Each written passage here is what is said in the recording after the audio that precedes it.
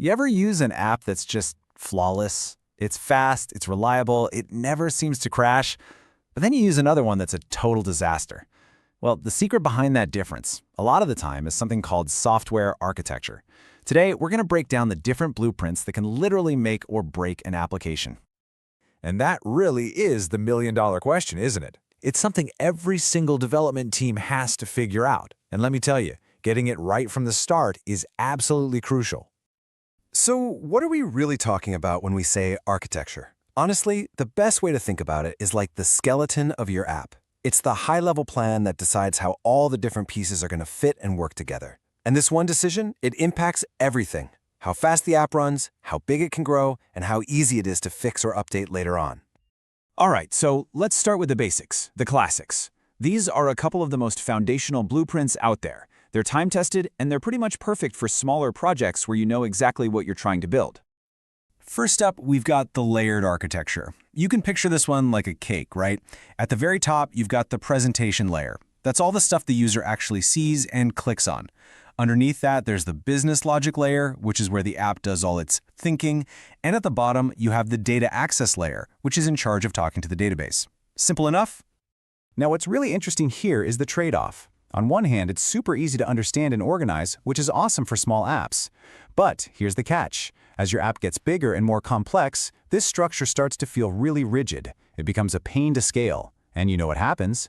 Teams start taking shortcuts between layers, and suddenly your neat, organized cake turns into a messy plate of spaghetti.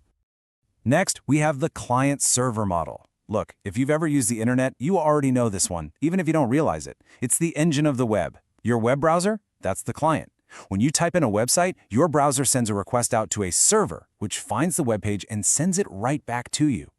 And the beauty of this is just how simple it is. It's proven, it's effective, it works. But there is one major weakness, that single central server. If too many people try to access it at once, it gets totally overwhelmed. The whole thing slows down for everybody, and it becomes a huge bottleneck. It's what we call a single point of failure. So yeah, those classic models are great for getting started. But what happens when you need to grow? I'm talking about growing to the size of a Netflix or an Amazon. To handle that kind of traffic, that kind of global scale, you're going to need a whole different kind of blueprint. And this table right here, this shows a massive shift in how we think about building software. On the left, you have that monolithic approach, like the layered cake we talked about. Everything's one big connected unit. It's simpler to get started, for sure. But scaling it is tough, and any tiny change means you have to redeploy the entire application. Microservices, on the other hand, breaks everything up into tiny, independent pieces. You get amazing scalability, but wow, does the complexity go through the roof. This right here is the blueprint that powers a huge chunk of the modern web. Instead of one giant app, you have lots of little independent services. So for a company like Netflix, the search bar is one service, the recommendation engine is another, and the payment system is a third. The magic is that each one can be updated and scaled on its own without affecting anything else. They all just communicate through these channels called APIs. I mean, the power of this is just undeniable. You can roll out a new feature or scale up one part of your app without taking the whole system down. But that power comes at a price. Trying to manage and monitor hundreds of these little services is incredibly complex. It's not just a tech change. You often have to completely restructure your teams to pull it off. Okay, another really powerful model for huge systems is event-driven architecture. This one's a little different. Instead of services talking directly to each other, they just react to events. Think about a stock trading app. A user buying a stock. That's an event. The system just announces, hey, this event happened. And then other services, like your portfolio manager or the notification system, listen for that announcement and react. What's cool about this is it makes the system incredibly responsive and flexible, because all the parts are decoupled. They don't even need to know the others exist. The tough part? Debugging. When something breaks, trying to follow one little event as it bounces between all these different services, well, that can be a real nightmare. All right, now for something totally modern that completely changes the game.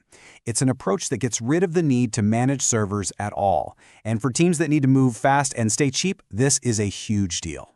This is serverless. And listen, don't let the name fool you, okay? There are definitely still servers involved. The big difference is you don't have to manage them.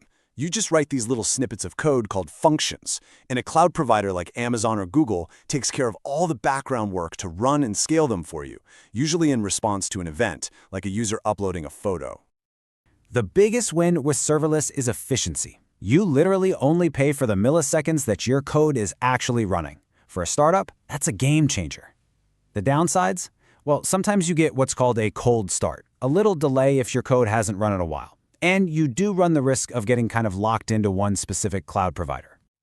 Okay, wow, we have covered a lot of ground, from the simple layered cake to complex microservices in the whole serverless world.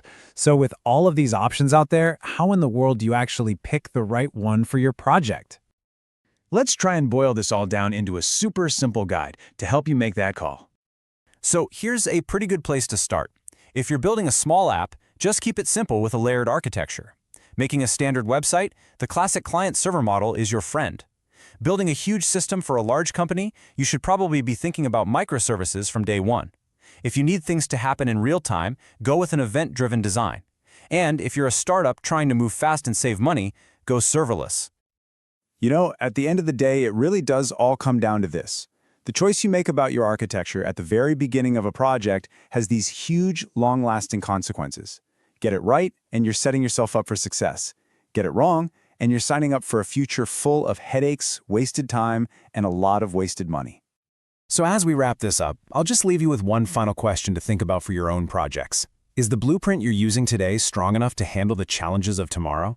Because that's the question that every great software architect never, ever stops asking.